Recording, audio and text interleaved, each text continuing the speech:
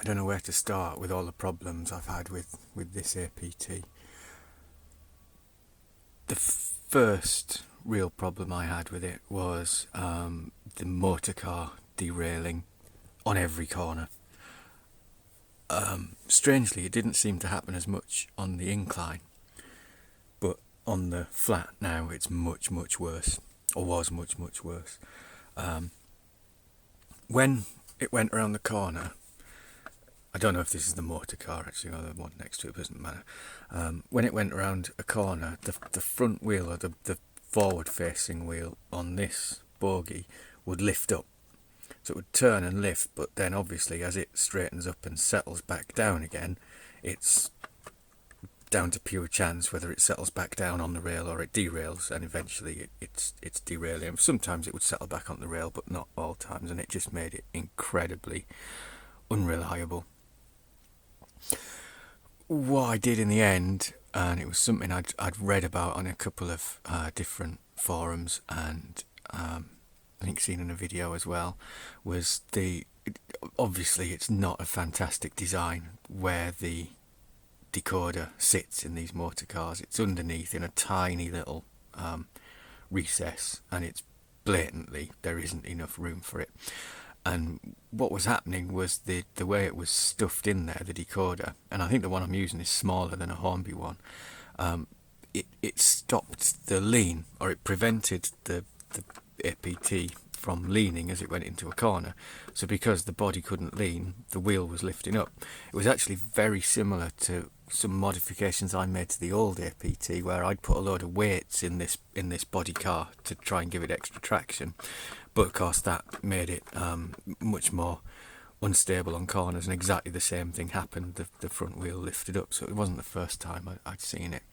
So anyway, I followed a few tips, and I took the decoder and sort of shoved it up the side, took the lid off this motor car, shoved the decoder inside, up the side, so now the decoder's sat up here somewhere with the cable coming down the side and plugged in there, and since then there hasn't been a single issue with falling off the rails. I don't remember what the word is, but falling off the rails. However, that's not the end of the issues.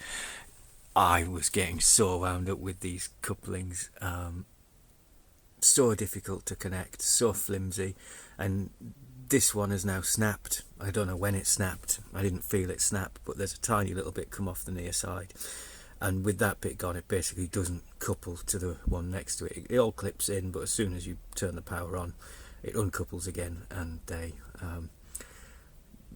half the train gets left behind. So I have now bought some Hunt couplings which rhyme very clearly with what I want to call these couplings, and so I'm now going to get all those connected up, the magnetic ones, which seems like a much more sensible way to do things.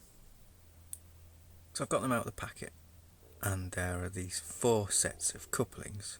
Now I'm I'm a bit short of common sense, and I always struggle to work these things out, but I'm struggling to work this out because it says for the development coach as well, and that never gets used, so we can ignore that. So I'll assume that those ridiculously short ones are for that. So then I have 2 here that are the same length, and 1 set here that are a little bit longer. So if I've got 2 that are the same length, surely the only consistent connection twice, if you get what I mean, are from the end of that coach to where it is down there, the first passenger coach. So say I put that one on there and that one on there, then the bigger one must be for in between the 2 coaches, but surely the existing couplings are all the same length. Anyway, I'll plug them in and see what it looks like. Alright, no, I see. So this isn't going to work because the little underbelly, whatever you call it, on the end of this coach is longer than the little underbelly on the end of that one. So the distance, I guess like on the old one as well, the distance from the bogie to the end of the coach is longer on this coach than it is on this one. So the really long ones want to go on this one, on the end of these coaches, and the medium ones want to go on the end of these coaches. And also, an non-advertised bonus feature, the couplings, because they're so magnetic, have found a lost screw when I took the APT, when I took the body off the motor car. There was a missing screw when I taken it all apart. I'd assumed that the screw had never been there, but obviously it's got lost in the body somewhere, and the Hunt coupling has found it for me. Thanks, Hunt coupling.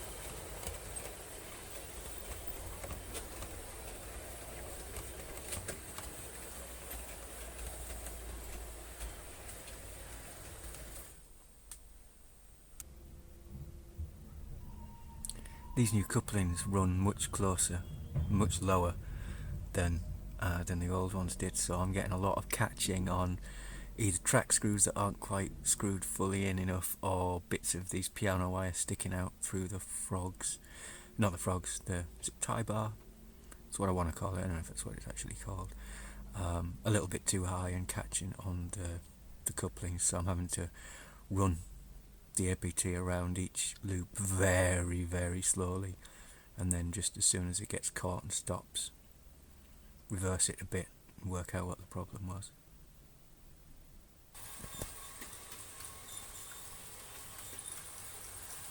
Hornby APT, the only train that sounds like it's slowing down even when it's speeding up.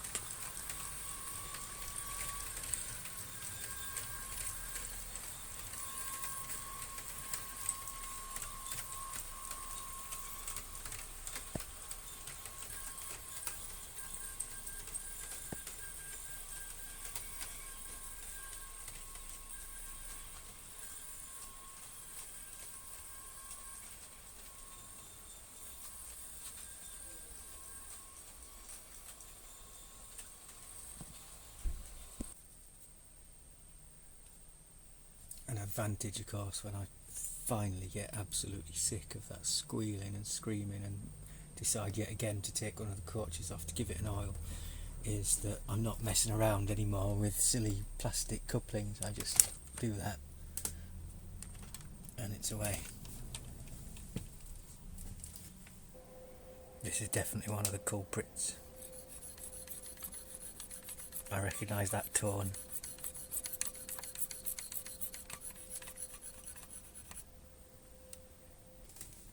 I think this one's multi-tone. We've got quite low-pitched squeal on this end, and I think we're harmonising on this end. Oh yeah, that's the soprano. Oh, and that's a different note again. It's like a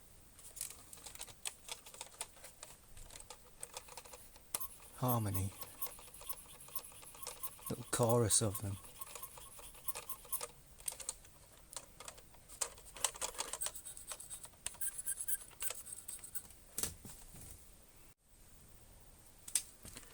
All I'm doing, and I'm yet to see whether it's going to make a difference, I think maybe it is I'm just I've got a little pin stuck into a cork. I can't remember where I read that, it was a good idea.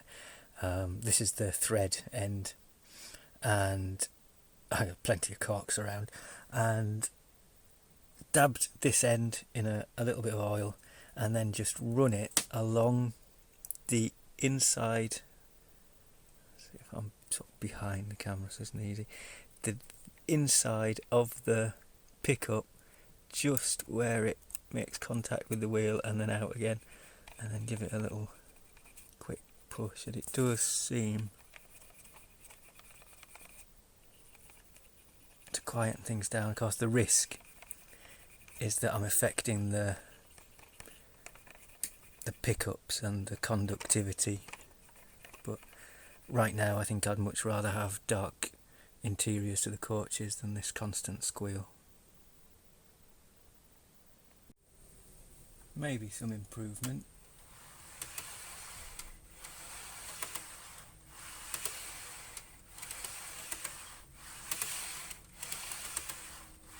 It does sound a lot better. I'll go and get the middle coach.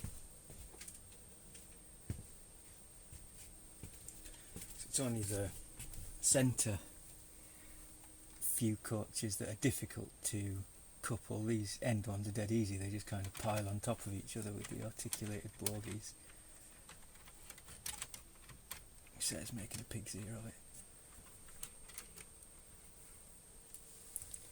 And now these just have to be roughly in the same vicinity, as long as they're facing the same way. There's still some squeak coming from down that end, but this should at least be a bit better at the back end. I remember where he put his tablet.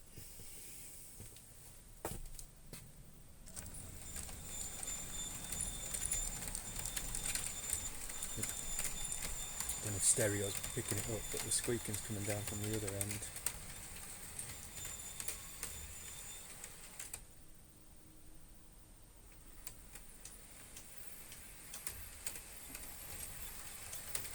This one's not perfect, but it's better.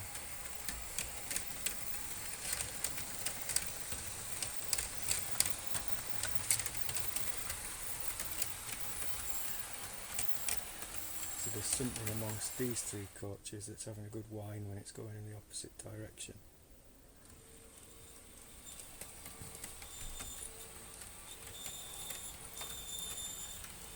All eyes on the first class coach, I think. This video is definitely going to have to be entitled Slow on the Uptake. I've stuck these magnets on upside down, haven't I?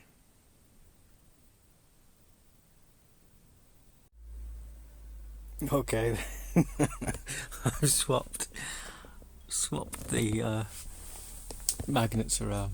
So we're going to say now facing upwards, which just now seems to make perfect sense. And of course that means that all of that stuff I was doing, snipping piano wire, didn't really need to do.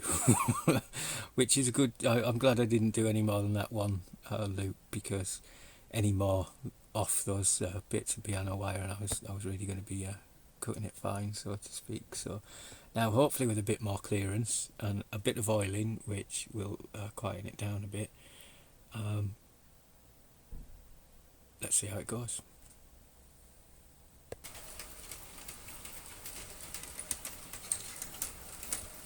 A few sparks further back. It's like a light show.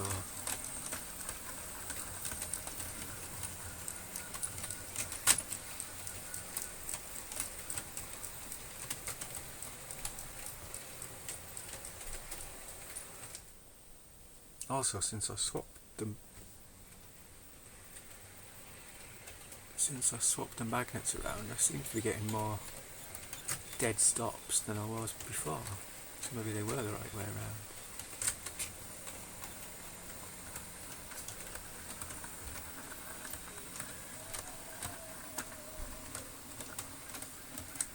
Oh, wait. Just when I thought we weren't going to get any. So for every set of points.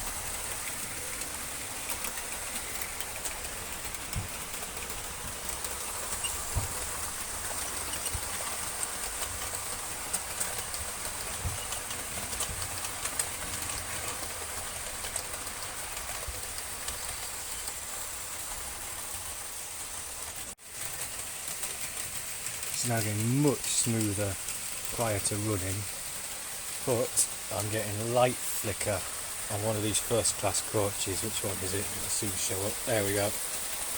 So that could, I guess, be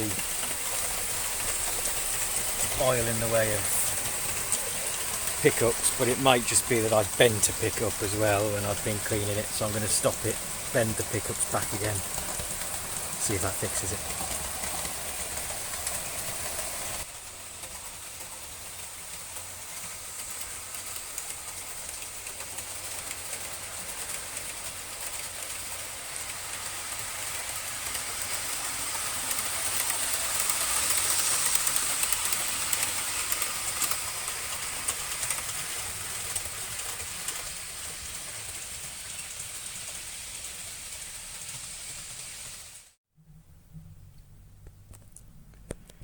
And then just as I thought I kind of got it running as I wanted it to run, this happened. I don't really know exactly what happened, but I had a problem with the lights on the front of this this end coach.